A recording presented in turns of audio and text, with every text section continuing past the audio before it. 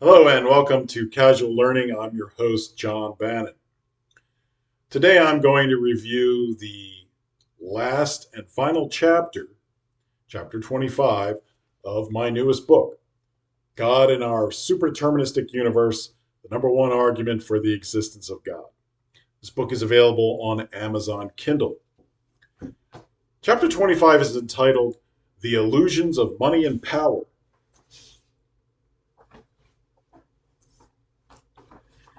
Anything that appears in the universe cannot be God, because anything that appears in the universe has no power to change the predetermined universe.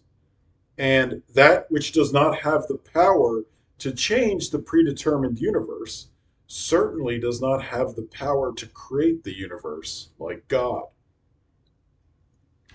Dr. Hansen's version of superdeterminism proved that the universe is a static block reality without temporal causation or continuous causation in physics. Now, some people equate God with mythical fictional creatures like invisible pink unicorns or the flying spaghetti monster.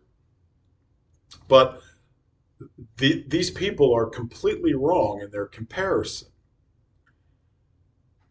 Invisible pink unicorns have moving parts, hooves and legs.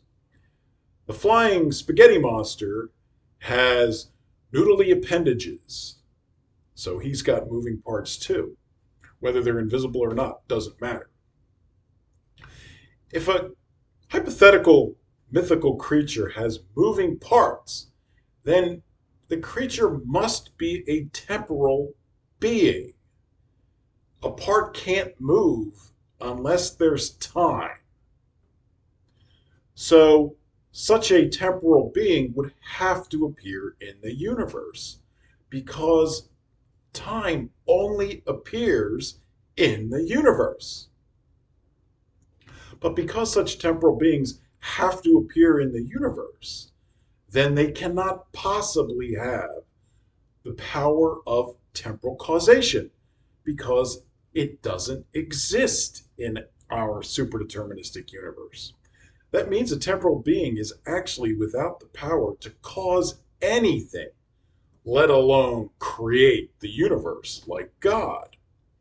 So, whenever some smart aleck atheist brings up some sort of mythical temporal creature like pixies or invisible pink unicorns or the flying spaghetti monster, just point out that this is a temporal being because it has moving parts. And therefore, in a superdeterministic universe, it is actually without the power to cause anything. It's a powerless temporal being. It can't possibly be God. Um, Now, in the absence of a belief in God, some people mistakenly worship abstract temporal gods that also exist in the universe, like money and power. Because our universe is super deterministic, your life is predetermined, and you cannot change a predetermined future, regardless of what you do. So, there is nothing that money or power can do for you in order to change your predetermined future. No one but God has the power to change a predetermined future. And God has no need to change a predetermined future because it doesn't have any errors in it. Why would God need to change something that he predetermined to exist when it's error free? Because God, being omnipotent, omniscient, and omnipresent, isn't about to make a mistake. So he has no need to change a predetermined future.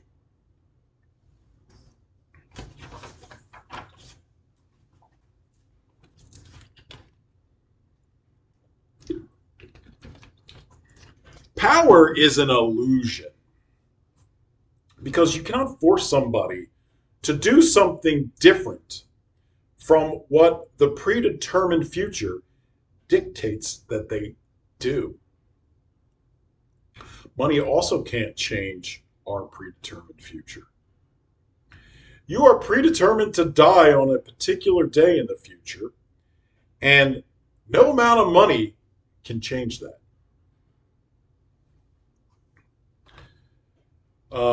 Friedrich Nietzsche claimed that the main driving force in human beings was the will to power, or self determination. But self determination is literally impossible in a predetermined universe where you have no free will on earth to even allow for self determination. So, any sense of power or self determination you think you have is just an illusion because your future life is predetermined and you cannot change it and you do not determine it. It only can appear that you can change it or determine it.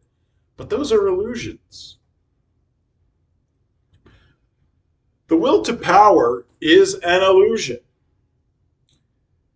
In a superdeterministic universe where temporal causation is not real. Friedrich Nietzsche had absolutely no idea what he was talking about because he had a fundamentally incorrect understanding of the universe and how it operates. Nietzsche did not understand that our universe was superdeterministic and that the future was predetermined and unchangeable and that temporal causation was not real. One cannot will anything to be in a predetermined universe without temporal causation to cause that thing to come into existence. The whole concept of temporal causation is an illusion caused by a predetermined appearance of strictly deterministic behavior in the hyperplanes of space-time surrounding us. It's hard to see the glory or merit in gaining a predetermined amount of money or power anyway. And God doesn't ask you to do so. In our predetermined universe, there is only one life you can lead.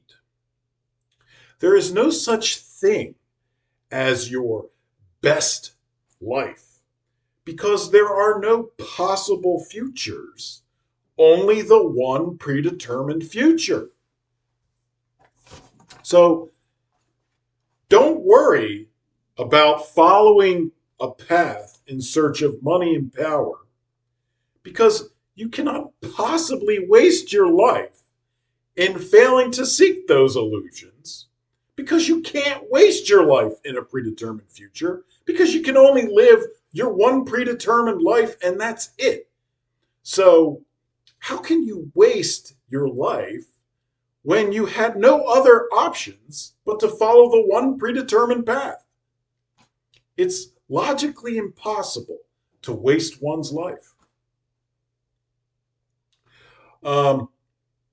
Rather, you should seek those leading indicators in life of eternal salvation in heaven because the afterlife is all there is after you die. All right, well, that's the end of the summary of my book. I encourage you to purchase a copy for yourself off of Amazon Kindle.